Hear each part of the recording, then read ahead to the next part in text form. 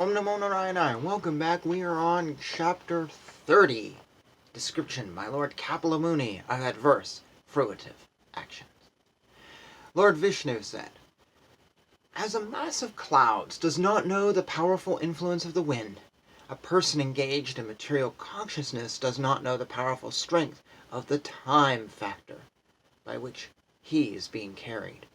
Whatever is produced by the materialist with great pain and labor for so-called happiness, the Supreme Personality, as the time factor, destroys, and for this reason the conditioned soul laments. The misguided materialist does not know that his very body is impermanent, and that the attractions of home, land, and wealth, which are in relationship to that body, are also temporary.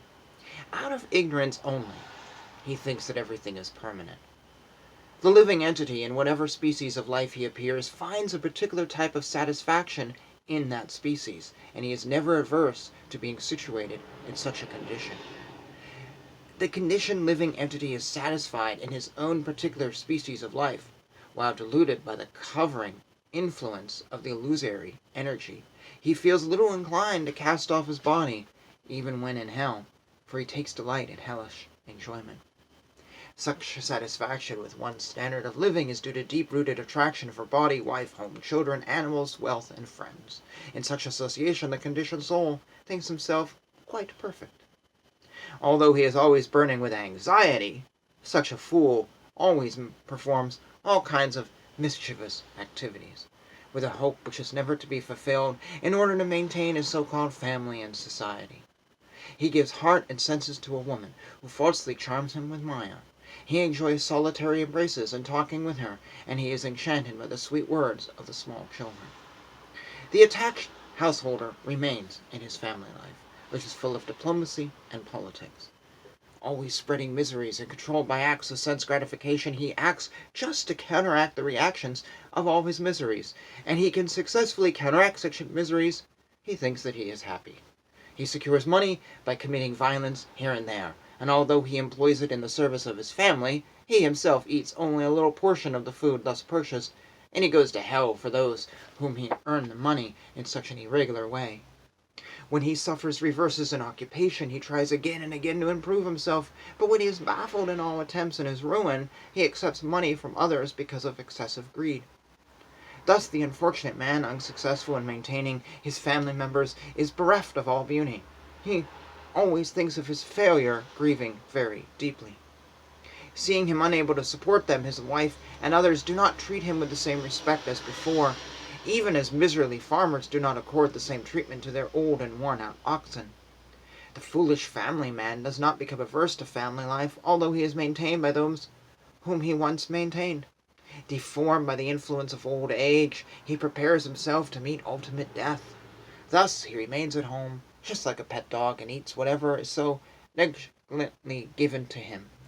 Afflicted with many illnesses such as dyspepsia and loss of appetite, he eats only very small morsels of food, and he becomes an invalid who cannot work any more. In that diseased condition, one's eyes bulge due to the pressure of air from within, and his glands become congested with mucus. He has difficulty breathing, and upon exhaling and inhaling, he produces a sound like a rattling within the throat. In this way he comes under the clutches of death and lies down, surrounded by lamenting friends and relatives, and although he wants to speak with them, he can no longer do so because he is under the control of time. Thus the man who engaged with uncontrolled senses in maintaining a family dies in great grief, seeing his relatives crying. He dies most pathetically and in great pain and without consciousness. At death he sees the messengers of the Lord of Death come before him, their eyes full of wrath, and in great fear he passes stool and urine. As a criminal is arrested for punishment by the constables of the state, a person engaged in criminal sense gratification is similarly arrested by the Yamadutas, who bind him by the neck with strong rope and cover his subtle body so that he may undergo severe punishment. While carried by the constables of Yamaraja, he is overwhelmed and trembles in their hands. While passing on the road, he is bitten by dogs, and he can remember the sinful activities of his life. He is thus terribly distressed. Under the scorching sun, the criminal has to pass through roads of hot sand with forest fires on both sides. He is whipped on the back by the constables because of his inability to walk, and he is afflicted by hunger and thirst. But unfortunately, there is no drinking water, no shelter, and no place for rest on the road. While passing on that road to the abode of Yamaraja, he falls down in fatigue, and sometimes he becomes unconscious, but he is forced to rise again. In this way, he is very quickly brought to the presence of Yamaraja. Thus he has to pass 99,000 yojanas with 2 or 3 moments, and then he is at once engaged in the torturous punishment which he is destined to suffer. He is placed in the midst of burning pieces of wood, and his limbs are set on fire. In some cases he is made to eat his own flesh or have it eaten by others. His entrails are pulled out by the hounds and vultures of hell, even though he is still alive to see it, and he is subjected to torments by serpents, scorpions, gnats, and other creatures that bite him. Next, his limbs are lopped off and torn asunder by elephants. He is hurled down from hilltops, and he is also held captive either in water or in a cave.